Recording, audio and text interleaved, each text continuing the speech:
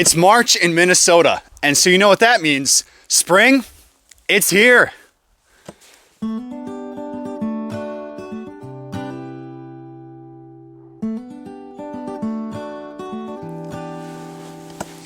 I came across an article the other day that was titled, 5 Signs You Are Living with a Three-Nager. Now, up until a few years ago, I'd never heard of this term, three-nager. I'd heard of the terrible twos, when parents would talk about their kids as if they were saying, don't get me wrong, parenting is the greatest thing ever, but sometimes, and then they'd whisper this next part, sometimes it is extremely frustrating.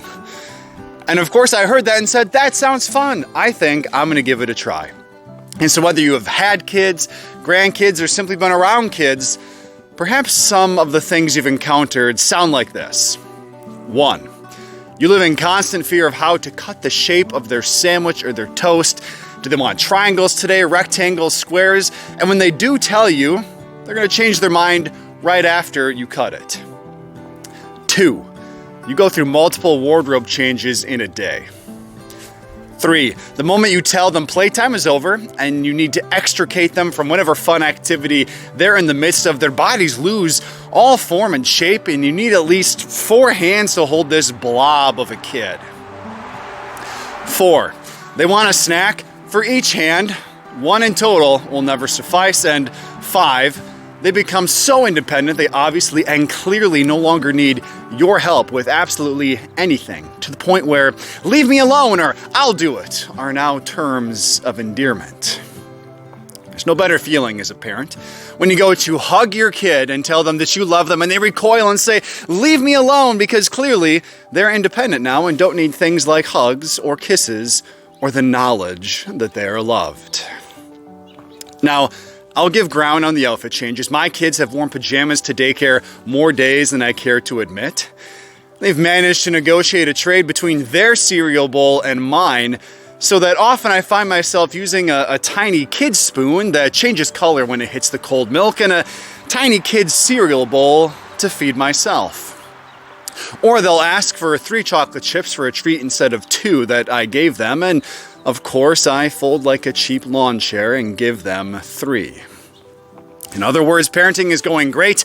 Everything is okay. There's no need to worry. But there's one thing that I won't give ground on when it comes to the three-nagers that I've had in my life, telling them, I love you. Because there are plenty of times when I say that phrase and I'm met with, leave me alone as the response. There's plenty of times I go to hug my kids to show them how much I love them, and they run in the opposite direction screaming, go away, Dad. And unfortunately for them, at least, those are the moments that I do not give up. I chase after them. I tell them I love them anyway, again and again and again, until they realize they have lost this battle. It is a strange paradox to say, I love you like it or not. I love you whether you want to hear it or not. I love you even if all you want to do is run away. That's the scandal of love, especially unconditional love, a love that doesn't come from following the rules or doing the right things or even reflecting that love back. It's a love that was fully present the moment my kids were simply in undefined shape on a glossy ultrasound photo months before they were born. Because from that moment on, I was hooked, forever bound to love them with a love I had never known before. A love that can now look me back in the face with steely eyes and say, no, go away and leave me alone. And of course, the only response to that is, I love you anyway, kid.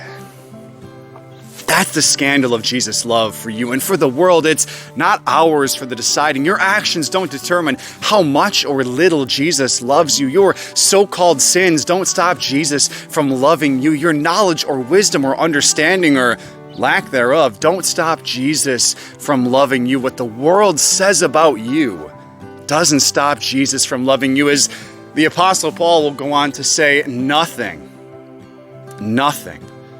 can separate you from the love of Jesus Christ. Because it has nothing to do with what you've done or what you will do, and everything to do with what Jesus has done for you. That's the scandal of John 3:16. It's about Jesus' relationship with you. For God so loved the world.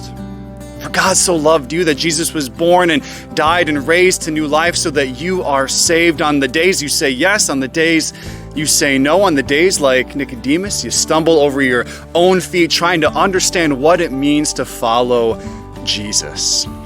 It's all about God and God's relationship with you, Jesus' unending chase to find you and hold you and love you. And Jesus does not fail in that endeavor.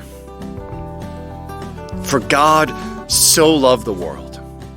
For Jesus so loved the world. Strangers, family, friends, you.